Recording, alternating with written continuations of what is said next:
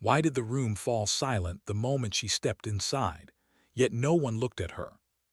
She stood at the edge of the briefing table, the cold light from the projector washing over her face, casting sharp lines across her cheekbones. The men around the table shifted subtly, elbows widening, torsos angling, creating an invisible barrier that pushed her farther and farther from the center. Not openly, not rudely, just enough to send a message.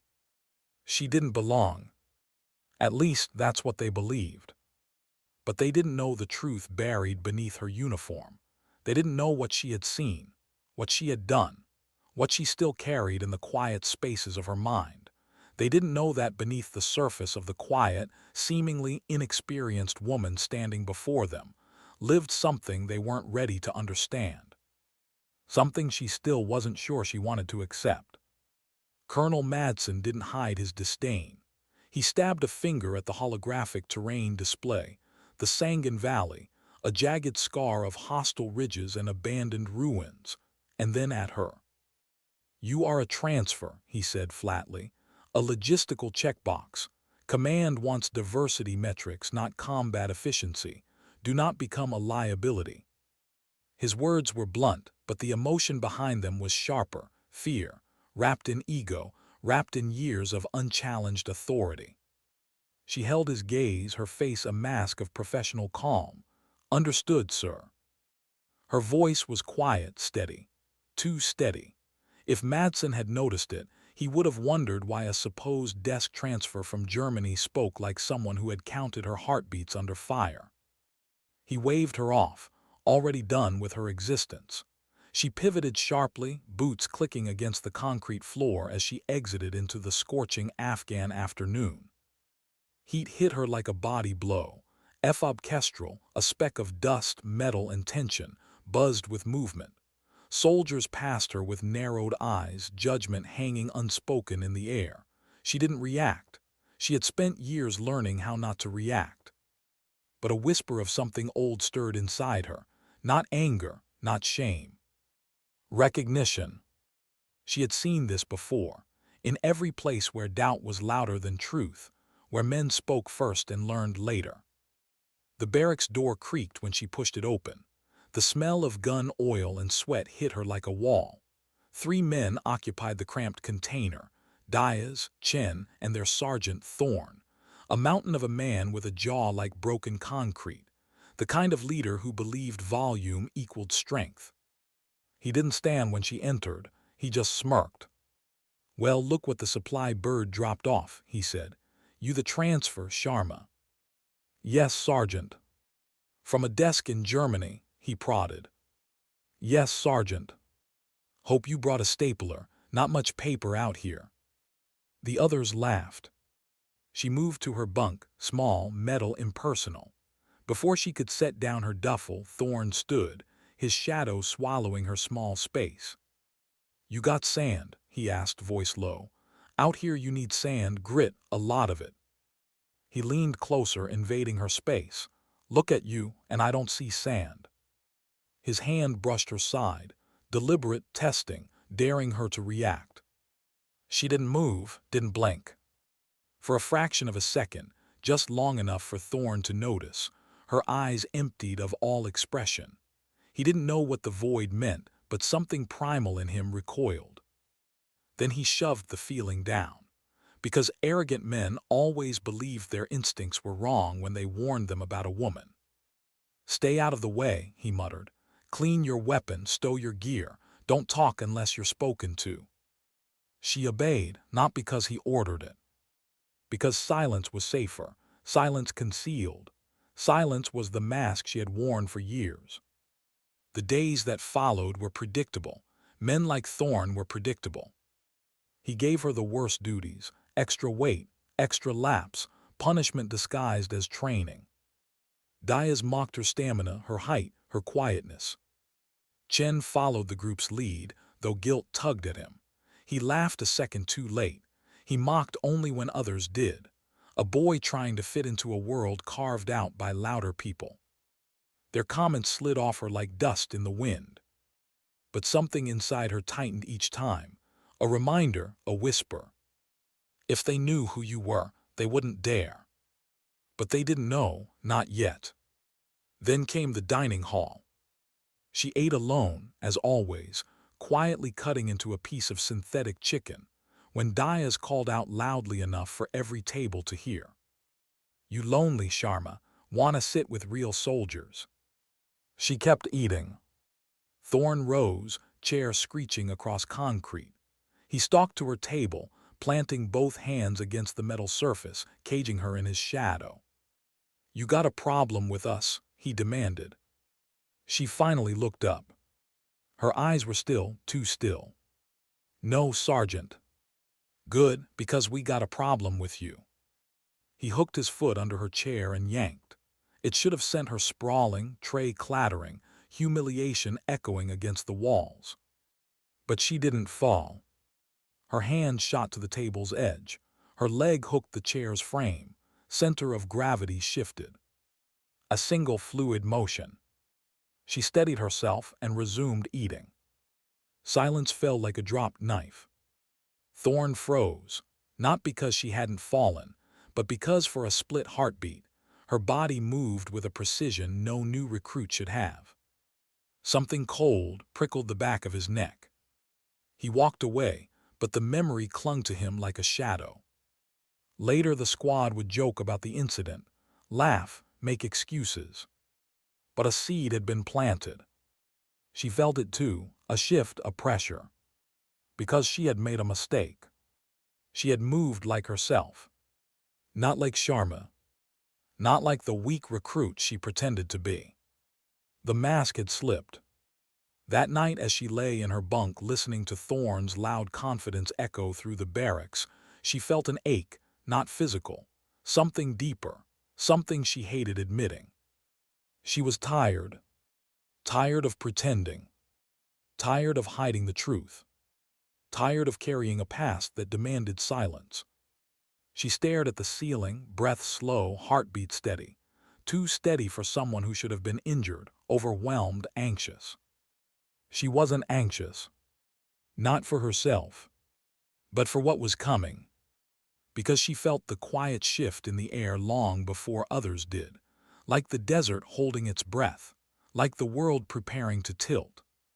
She closed her eyes. And for the first time in a week, she allowed a single truth to surface. "They think they're testing me. But soon, they'll realize I was testing them." She didn't know how soon. Tomorrow maybe. When the valley swallowed them whole. When the world erupted into gunfire and chaos. When every loud man who mocked her would learn a brutal truth. They hadn't been bullying a weak recruit. They had been striking a match next to gasoline. And when the explosion came, it wouldn't be her breaking. It would be them. Why did the valley feel wrong the moment they stepped into it? That question tugged at the back of her mind like an invisible thread, pulling tighter with every quiet footstep across the gravel-strewn trail. The sun glared overhead, a merciless white disk burning the horizon. The air shimmered with heat. Dust clung to their boots, their uniforms, their skin. Thorn led the four-person element, Diaz behind him, Chen in the middle, and her, always her, assigned to the rear, as far from the center as possible. The perfect place to hide someone they thought was useless. "5-click loop presence patrol," Thorn barked. "Easy day, try not to get lost back there, Sharma." She didn't answer. Silence was safer. Silence kept her small. But silence also let her hear what they could not. The valley whispered. Wind patterns shifted. Bird calls vanished. Even the insects retreated into the deep cracks of sun-baked earth. Chen glanced back nervously. "It's too quiet." Diaz snorted. "Relax. Sharma's probably absorbing all the sound with her diary." Thorn smirked. "Eyes up and keep moving." Yet even he seemed tense, his shoulders a little stiffer, his head darting slightly too often to the ridgelines. They entered the skeleton of an abandoned mud-brick village. Buildings half collapsed, shadows thick, windows black as hollow eye sockets. A choke point. A funnel. A kill box. Her step slowed, her breathing softened, her senses sharpened into thin, slicing lines of perception. Then something shifted in the air. Not a sound. The absence of sound. Her pulse didn't spike. Her breath didn't hitch. She had learned long ago not to let her body give anything away. But inside, a door opened. A door she rarely allowed herself to walk through. She keyed her mic. Negative sound report. The valley's wrong something. Enough, Sharma, Thorne snapped. Ghost town. It's supposed to be quiet. Stay off the radio unless it's real. She lowered her hand without argument. But her thumb rested on her rifle's safety. Her eyes scanned windows, cracks, rooftops. Then she saw it. A flicker. A glint. A reflection of the sun on metal. Scope. Her voice sliced the air. Contact rooftop 1 o'clock. Too late. The world detonated. The Dragunov cracked like thunder. A sniper round smashed into the dirt inches from Thorne's boot. Another eruptive roar, PKM machine gun. Rounds shredded the walls around them, showering them with dust and chips of ancient clay. Chen screamed and dove behind rubble. Dias stumbled, firing blindly. Thorne froze, fear locking his voice, his limbs. A second shot from the sniper shattered a mud brick corner beside his head. They were pinned, trapped, cut off. A mortar thumped. The distant whistling shriek tore through the air. Mortar, move, she yelled. The explosion behind them rocked the earth. Dirt rained down in choking waves. Radios jammed. Thorne shouted, panic rising as he smacked the handset. We're blind. Then came the RPG scream. A rocket trailing smoke carved the air and slammed into the ground near Dias. Dias shrieked. Shrapnel tore into his leg. Blood soaked the dirt around him. Man down, Dias is hit, Chen cried, trembling behind cover. Another mortar tube thumped. The valley was collapsing inward. A coordinated ambush. Multiple firing points. Perfect angles. Perfect timing. The kind of attack designed to slaughter an unprepared patrol in minutes. To her it was math. Angles. Distances. Threat priority. Kill lanes. She inhaled once, long and slow. The world narrowed. Then crystallized. Her voice tore across the chaos with cold authority. Chen, 2 o'clock building short bursts, distract the PKM. Chen reacted instinctively. Shocked, yes, but trained enough to obey a voice that sounded like leadership, not fear. His controlled bursts wavered the machine gun's rhythm. That was all she needed. She sprinted low and fast, dust exploding behind her boots, reaching Dias before the next mortar hit. His hands clawed at his thigh, blood poolsing between his fingers. Hold still, she said. She didn't ask. She didn't comfort. She acted. She ripped open his IFAC, applied the tourniquet high, cranked the windlass until the bleeding slowed. He screamed. She didn't flinch.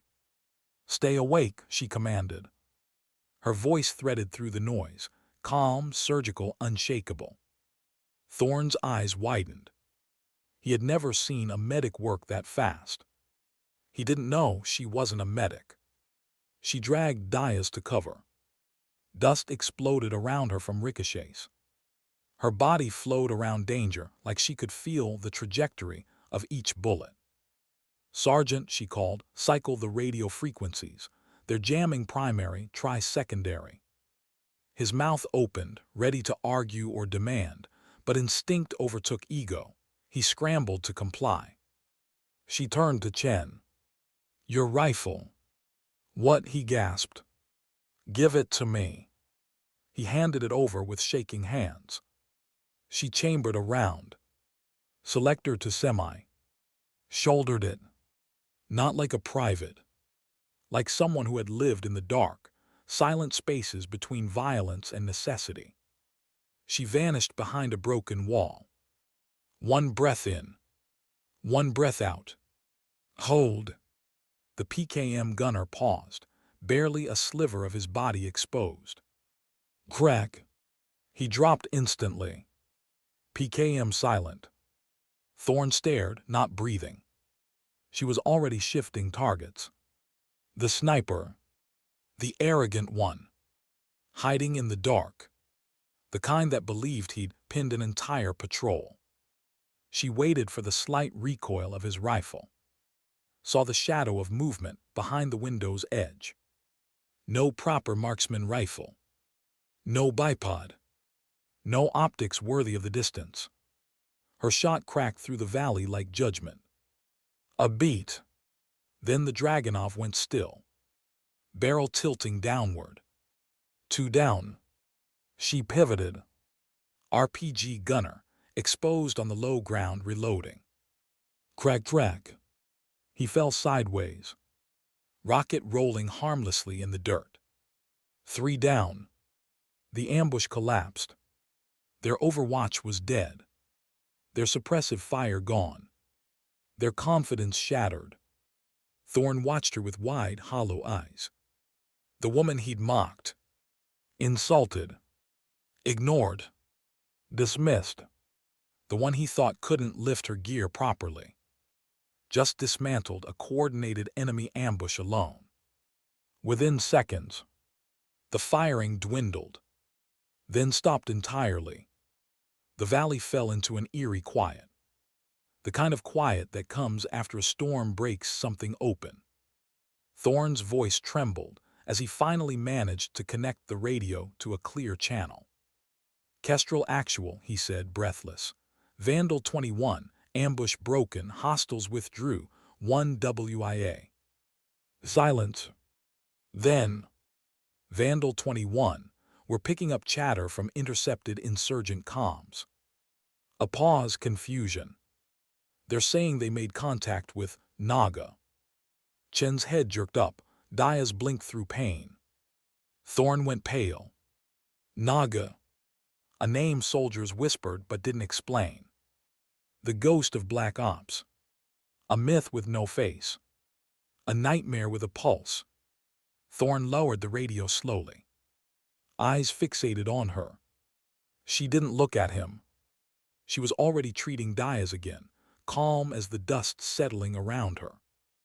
But her shoulders were rigid. Because she'd heard it. Her real name, spoken through enemy fear. She exhaled once. Quiet. Controlled.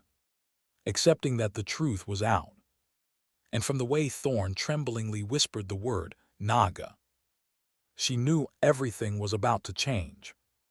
How did the helicopter feel louder inside their silence than in the open sky?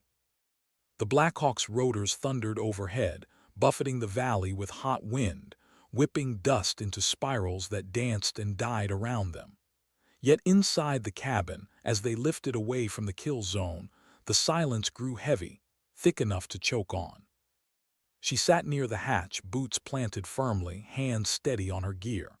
The wind blew strands of hair loose from her bun, brushing across the faint smudge of dust on her cheek. She wiped nothing away. She never did. Dirt, sand, blood, those things had never bothered her. Human eyes unsure and studying her.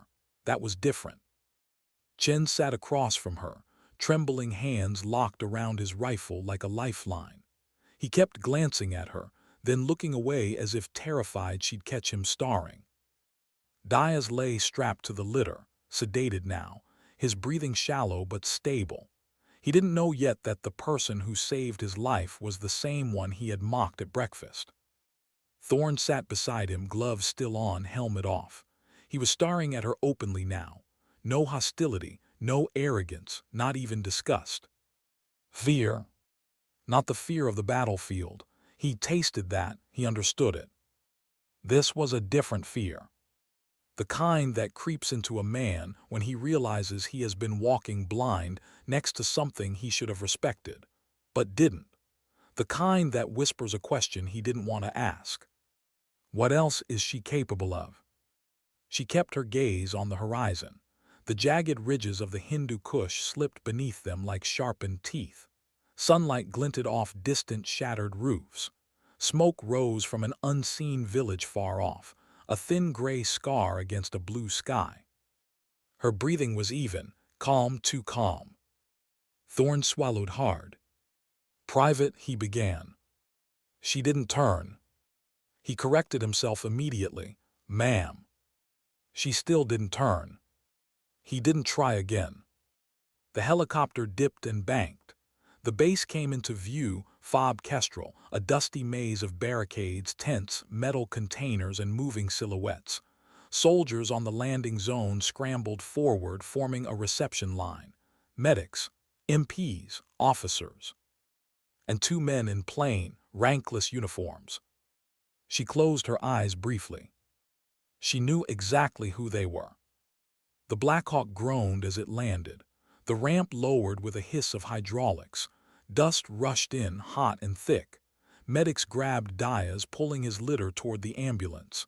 Chen stepped out next, legs shaky. Thorne stood but hesitated.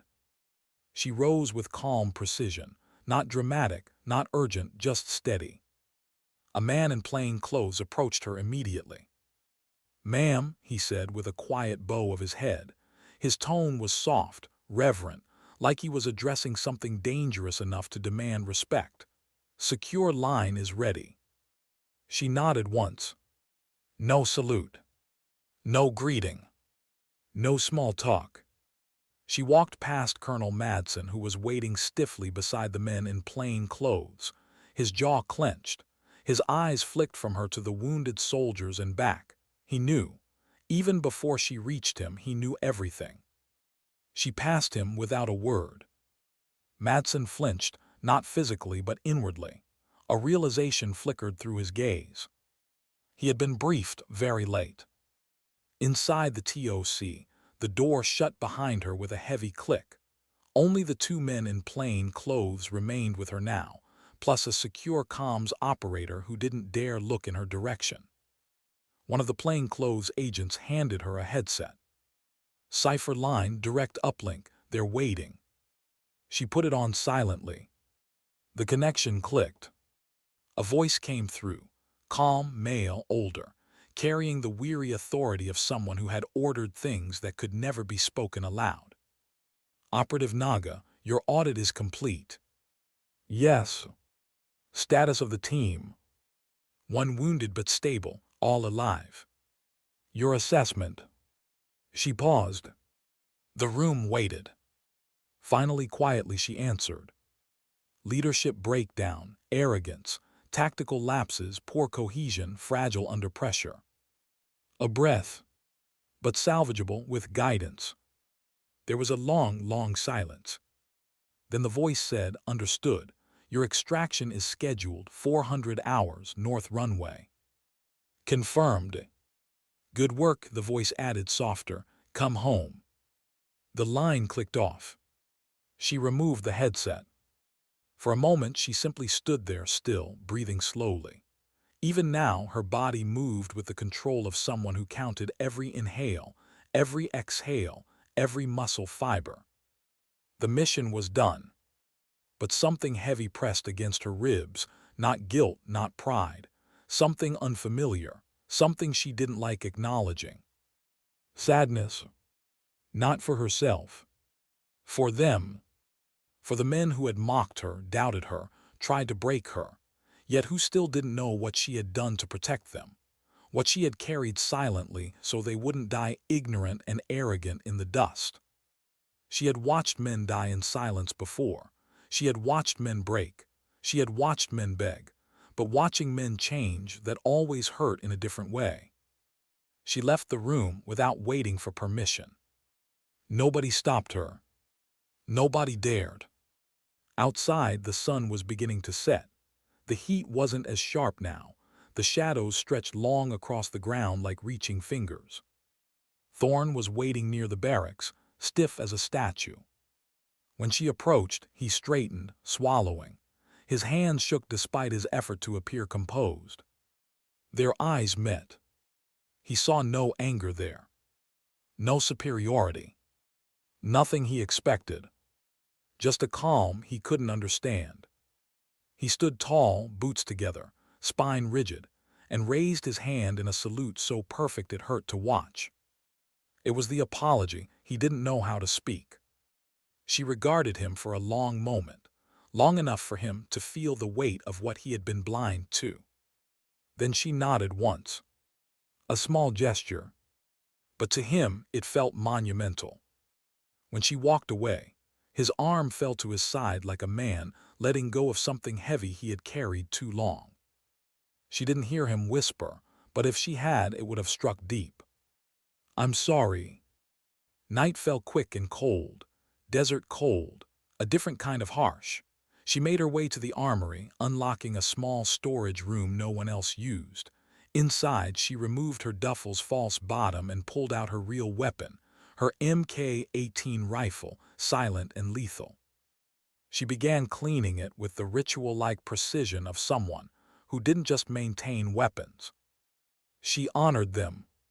Click, slide, wipe, oil, assemble, check.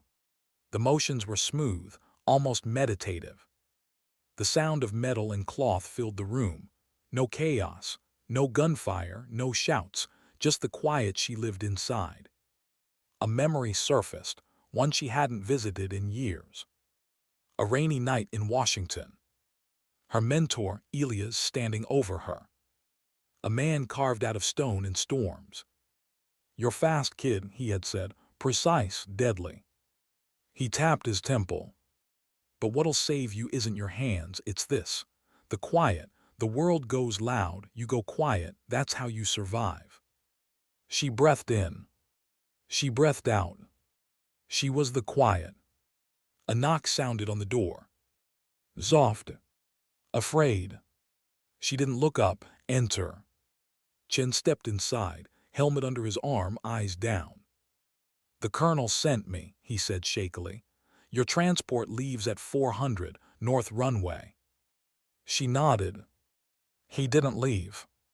He lingered, hands twisting around his helmet strap. Then, barely above a whisper, "Thank you, ma'am, for today." She paused.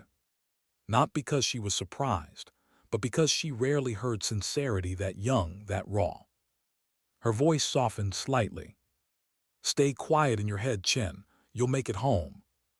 He swallowed, nodded, and slipped out the door.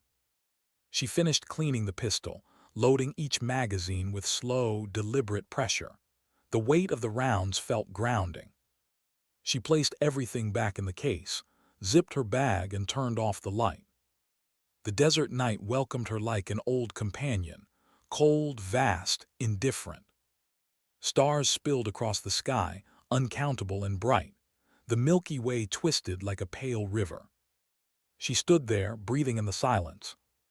Tomorrow before dawn she would vanish. Back into the shadows. Back into anonymity. Back into the place where no one knew her name, not her real one. Naga. A ghost. A necessity. A tool of quiet violence in a world that misunderstood quiet as weakness. She walked toward the transient barracks, boots crunching softly on gravel, feeling the weight of the sky pressing down. Her mission here was finished. But the ache in her chest, the small human ache, remained. Because for the first time in a long time, she had allowed herself to feel something. Not camaraderie. Not pride. Not even validation. Something smaller. Something dangerous. Hope. Why did the barracks feel louder in the dark than they had in the daylight? The base around her had quieted, but the silence wasn't peaceful. It carried weight, a tension born not from gunfire or explosions, but from knowledge.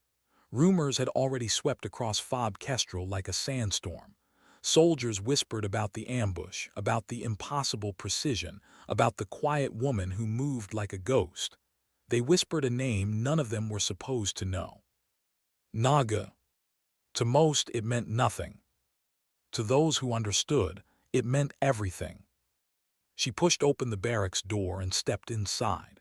The air was thick with sweat, gun solvent, and the lingering tension of men who no longer knew how to breathe normally in her presence. Chen sat at the edge of his bunk, staring at the floor. He straightened when she entered, not out of fear, out of something more fragile. Respect. Thorne was sitting at the far end of the room on his bunk, hands clasped tightly, elbows resting on his knees. His head lifted the moment she stepped inside, and his face twitched with so many emotions he couldn't choose one. Guilt, shame, humility, fear, a strange bruised gratitude. No one spoke. She crossed the room, opened her storage unit and removed her canteen and a small folded towel.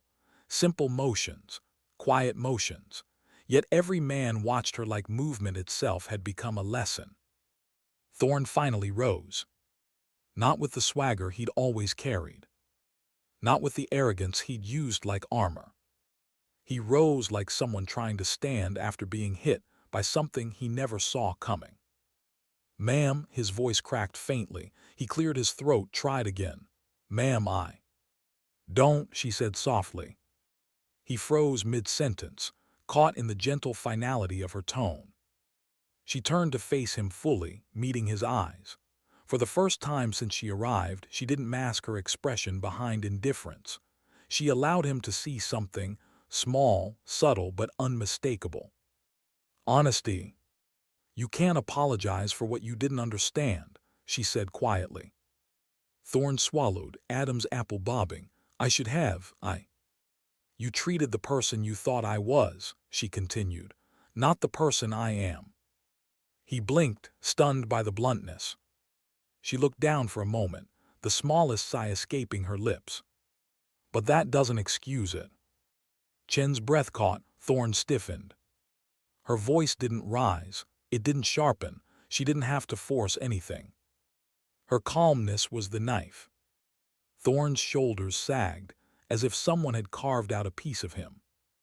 "Ma'am," he said again, softer this time, "I don't expect forgiveness." She nodded once. "Good." He inhaled shakily, but there was no anger in him anymore. Just a man suddenly aware of the cost of his own ignorance. "Will we," Chen's voice trembled into the silence, "will we see you again, ma'am?" She paused. The question was simple, but not harmless. She looked at Chen, really looked at him for the first time. His wide eyes, too young and too old at the same time. His hands still lightly trembling from adrenaline he hadn't fully processed. His fear of death and his relief at surviving what should have killed him. "Maybe," she said softly, "but not like this." Chen nodded slowly, understanding more than he wanted to. She finished packing her bag, closing the zipper with a soft rasp and slung it over her shoulder. The quiet was suffocating. Just before she stepped out, Thorne spoke again, barely above a whisper. "Ma'am, thank you for saving my men." She didn't turn around. "That's the job," she murmured and stepped into the night. The desert greeted her with the scent of dust cooling under a new moon. Somewhere in the distance, generators hummed. Radios crackled faintly inside the TOC. A truck engine coughed awake, then died. Soldiers murmured as they ended their shifts. She walked to the far edge of camp, toward the perimeter fence. Guard towers watched silently under dim red lights. A soldier on night watch straightened when he saw her silhouette but didn't call out. She moved like she belonged anywhere. She rested both hands on the cool metal of the fence, looking out across the endless, sleeping mountains. The moon hung low, painting silver edges on distant ridges. The wind carried old stories. Wind always did. Her eyes softened, and for a moment she let herself feel something she rarely allowed. Loneliness. Not the painful, desperate kind, but the quiet ache of a life that didn't fit anywhere. Operatives like her didn't keep friends, didn't have homes, didn't stay long enough to belong. She had spent years becoming the kind of ghost the military needed when things went wrong. But ghosts weren't meant to stand in the open. Soft footsteps approached from behind. Colonel Madsen. She didn't turn. He stopped several feet away, far enough not to intrude, close enough to speak. Your report was thorough, he said quietly. It needed to be. He hesitated. You're leaving at 400. Correct. You didn't include certain incidents. His voice tightened slightly. Regarding the treatment you received. That wasn't the mission. He exhaled through his nose, glancing toward the distant mountains as if searching for answers in the rocks. I didn't know who you were. Not knowing isn't the same as not seeing. The words hit him harder than she intended. After a long moment, Madsen spoke again. If I were to request, he began carefully, I mean, if the unit requested, would you consider staying to train them, advise them? She finally turned. Her eyes met his steady, quiet level. I wasn't sent here to build them, she said, only to measure them. His jaw flexed. She studied him for a moment. You'll fix what needs fixing, she said softly. You already started. He breathed out slowly. And you, what will you do next? She shrugged lightly. Disappear. Madsen nodded, though a flicker of frustration crossed his face. Frustration at the rules, the secrecy, the impossibility of holding onto something he knew was slipping through his fingers. She stepped away from the fence. Good night, Colonel. He said nothing. He didn't need to. She passed him, her boots whispering over gravel. As she walked back toward the transient barracks, her mind drifted, unbidden, to the faces she would leave behind. Chen's fear. Diaz's pain. Thorne's shame. None of them would ever fully understand what she carried. What she had been made into. What she had sacrificed to become a weapon shaped in shadows. But tonight she let herself wish, just for a moment, that she could have been someone else. Someone normal. Someone human. Someone who could stay. Her hand tightened around the strap of her bag. But wishing was dangerous. Wishing meant wanting. Wanting meant weakness. And weakness, she had learned long ago, got people killed. She reached her temporary quarters, opened the door quietly, and sat on the edge of the narrow cot. She unlaced her boots, placed them neatly against the wall, and leaned forward with her elbows on her knees. For the first time since the ambush, she closed her eyes.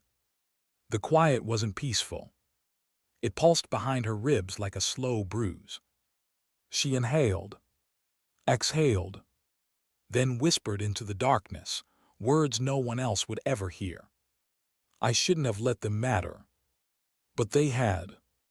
And that truth, more than any bullet or explosion, unsettled her. Because caring was the one thing she wasn't allowed to do. Why did the night feel heavier than the ambush? She woke before her alarm, instinct, not discipline. The thin desert air seeped through the cracked window, carrying the faint metallic scent of sand and diesel. For a moment she lay still, studying the darkness above her. The cot creaked softly when she sat up, muscles loose but ready, every movement practiced, quiet, efficient. It was 03:17 hours. 43 minutes until she vanished. She dressed without noise. Uniform, boots, undershirt, no insignia, no name tape. Her duffel was already packed, her weapon sealed discreetly inside. She slung it over her shoulder and stepped out into the cold. The base slept in uneasy murmurs. A generator hummed like a tired heartbeat. Floodlights cast pale halos over sandbags and wire fencing. The distant mountains crouched under the night sky like ancient sentinels. She walked alone. It was better this way. Halfway down the gravel path, she felt it, the shift in the air, the subtle tension of someone present before they were visible. Chen stepped into the path from the shadows of a storage container, his helmet tucked under his arm, his uniform hastily thrown on. His breath fogged in the dim light. "Ma'am," he said, startled that the word came out steady, "are you leaving now?" She nodded. Chen swallowed hard. His voice trembled when he spoke again. I wanted to see you off, if that's okay. A tiny muscle tightened near her jaw, surprise, faint but real. You should be asleep, she said. He shook his head. Couldn't, not after yesterday. Yesterday. The ambush. The fear. The impossible rescue. He looked at her with something she hadn't expected. Not awe. Not fear. Not reverence. Gratitude. Ma'am, he hesitated. Will they replace you with someone else? No, she said. They won't send anyone like me here again. Why not? She paused, considering how much truth he deserved. Because no one is supposed to know people like me exist. Chen looked down, kicking at the dust with his boot. I wish you did exist here, he murmured. The simplicity of the statement pierced deeper than any dramatic confession could have. She studied him, this young, frightened soldier who had nearly fallen apart under fire but obeyed her without hesitation when it mattered. He was raw, imperfect, still moldable. But that wasn't her place. Take care of your squad, she said softly. They'll need you. He straightened, shoulders squaring. Yes, ma'am. She turned to leave. He almost said something else, almost, but in the end he let silence hold the moment. She continued toward the north runway, boots crunching in steady rhythm. The air grew colder, sharper. Her breath formed faint ghosts in the light. But earlier ghosts walked beside her too. Thorn, Diaz, Chen, even Colonel Madsen. Faces of men who didn't know how close they had stood to disaster, because of their ignorance, their pride, their careless cruelty. Faces she shouldn't care about. Yet she did. And that was the problem. As she neared the edge of the airstrip, she saw movement. A lone figure standing under the faint cone of a lamppost. Thorn. He wasn't wearing body armor or carrying a rifle. Just his uniform, a jacket pulled tight against the cold, and the stiff determination of someone forcing himself to face a truth he didn't want to look at. When he saw her approach, he stood straighter. Ma'am, he said quietly, I didn't think you'd leave without letting us, without letting me. He stopped, the words tangled in his throat. She tilted her head slightly, waiting. Thorn clenched his jaw. I know what I was, I know what I did, and if it were up to you. He shook his head. You should have left me there. No, she said. He blinked, stunned. She continued, tone steady. I don't choose who deserves saving, I choose who needs saving. Thorn swallowed hard. You shouldn't have had to save me, he whispered. She didn't answer, because it wasn't a question, and because answering wouldn't change what he had already learned too late. He forced himself to meet her eyes. I'm going to fix my squad. I'm going to fix myself. And if you ever cross paths with us again, I hope you see something different. Something in her chest tightened, something she wished she could ignore. You will, she said simply. He nodded, a small, broken smile flickered across his face. Then that's enough. An engine hummed in the distance. A small transport aircraft rolled into view, lights glowing against the runway's edge. Extraction. Her time was up. Thorn stepped aside as she walked past, but just before she went beyond his reach, he spoke once more. Ma'am. She paused. He raised his hand again, slow, reverent, deliberate, saluting her with absolute sincerity. Thank you. She returned a single nod. Not acknowledgement. Not forgiveness. Recognition. Then she walked toward the plane. The ramp lowered with a hydraulic hiss. 2 sterile uniform operators stood inside, faces blank, offering no greeting. In this world there were no formalities. She stopped at the base of the ramp. For a moment something inside her shifted, a tug, a whisper. A quiet question she hated. What if I stayed? What if she was Naga? What if she wasn't a ghost? What if she allowed herself to be human for once? What if she let herself matter? Her breath tightened. She despised these thoughts, the softness in them, the danger. Caring created cracks. Cracks invited pain. Pain distracted. And distraction got people killed. She forced the whisper down, buried it deep. Her boots hit the metal ramp. The plane swallowed her into shadow. The ramp closed. Lights dimmed. Engines roared. Fob Kestrel shrank beneath her as the aircraft lifted, the desert sprawling like a dark ocean below. The sun's first light crept along the horizon, washing the mountains in pale gray. She closed her eyes. A breath. Slow. Measured. The base disappeared behind her. Her temporary life faded. Her temporary connections dissolved. She became what she always became after every mission. Nothing. A blank page. A silent instrument. A necessary weapon waiting to be pointed somewhere new. But as the aircraft climbed higher, she felt something she didn't expect. A pull. Faint. Persistent. Like a tether she didn't remember tying. It wasn't longing. Not quite. It was the faint ache of a life she could almost imagine. A life without masks.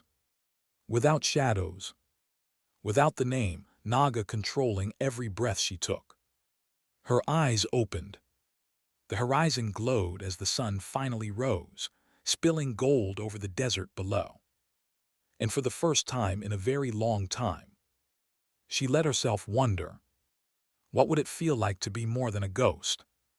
Why did leaving feel heavier than staying? She had vanished from the desert long before the sun fully climbed, but the desert did not vanish from her. It clung to her clothes, her skin, her thoughts. Even now, inside a sterile aircraft thousands of feet above the earth, she could still taste the dust of Fob Kestrel on the back of her tongue, rusty, dry, restless. The cabin was dim. Only a faint red glow illuminated the interior, painting her features in harsh angles and soft shadows. The operators in the front said nothing. They seldom did. In her world, silence was both courtesy and survival. She rested her head back against the padded bulkhead and closed her eyes, not to sleep but to steady herself. People often mistook calm for peace. It wasn't peace. It was discipline, a trained habit, a shield forged from years of living between wars and secrets. But this time, calm wasn't coming easily. Her mind drifted uninvited to the valley, to Diaz's scream, to Chen's trembling voice, to the look on Thorne's face when he realized the truth, not about her but about himself. She should have compartmentalized all of it the moment the mission ended. She usually could. She always had. But something this time refused to be filed away. Something here felt unfinished. Not operationally. Emotionally. A dangerous word. A word she never allowed herself to acknowledge. She exhaled slowly and opened her eyes. The aircraft engine hummed, vibrating through the thin metal walls. Outside, the night sky stretched endlessly, vast, dark, indifferent. Hours passed in silence. When the aircraft finally touched down, it didn't land on a military airstrip or a base. It landed on a short, unmarked runway in the middle of nowhere, a facility with no name, no insignia, and no stories written about it. She stepped off the plane into cool dawn air. A heavy fog clung to the surrounding trees, mooting the world into a palette of gray. A single man waited, hands in his pockets. Director Halloran. His hair was more silver than she remembered, his eyes sharper. He approached her like someone approaching a wild animal he respected, but never trusted. "You completed the audit," he said simply. "Yes." "You saved the squad." "Duty," she replied. His gaze lingered on her a moment too long. "And you kept your cover." She gave the faintest tilt of her head, neither pride nor frustration. "Good," he said softly. "We have another debrief scheduled at 900. Go get some rest." She should have nodded. She should have moved. She should have embraced the transition back into the life she knew, faceless, silent, always shifting between missions like drifting smoke. But she didn't move. Halloran noticed immediately. His expression tightened, but not with anger, with concern. "You hesitated." "I don't hesitate," she corrected quietly. "No," he agreed, "you don't." He stepped closer. "So what's holding you here?" She looked past him, into the fog, into memories that still felt sharp, warm, painful, real. "You sent me to observe them," she said softly. "Evaluate them, measure their weaknesses and strengths. And you did, thoroughly." Her voice dropped to nearly a whisper. "They weren't what I expected." Halloran studied her. Naga, his most disciplined operator, was thinking emotionally. That wasn't like her. "Are you concerned for them?" he asked. She didn't answer immediately. But silence was answer enough. He exhaled. "That's the cost, isn't it? Going deep undercover, pretending to be one of them long enough that the pretending stops feeling like pretending." She looked at him sharply. He met her gaze. "No operative is immune," he said. "Not even you." "A beat. Especially not you." She looked away. Halloran's voice softened. "You cared." Her jaw tightened. "I maintain emotional distance." "You believe that," he said gently, "but you're wrong." Her hands curled slightly at her sides, just enough to reveal the truth she didn't want to face. He gave her space, letting the revelation breathe. "You didn't fail," he murmured. "You grew." "Operatives don't grow," she said.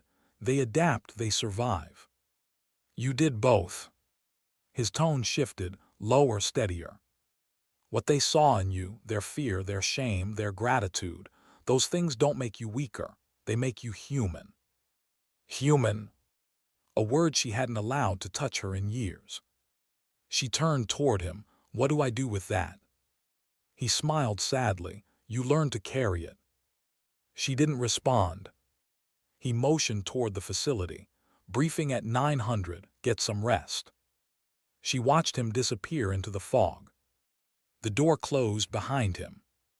She stood alone. The wind whispered across the empty tarmac.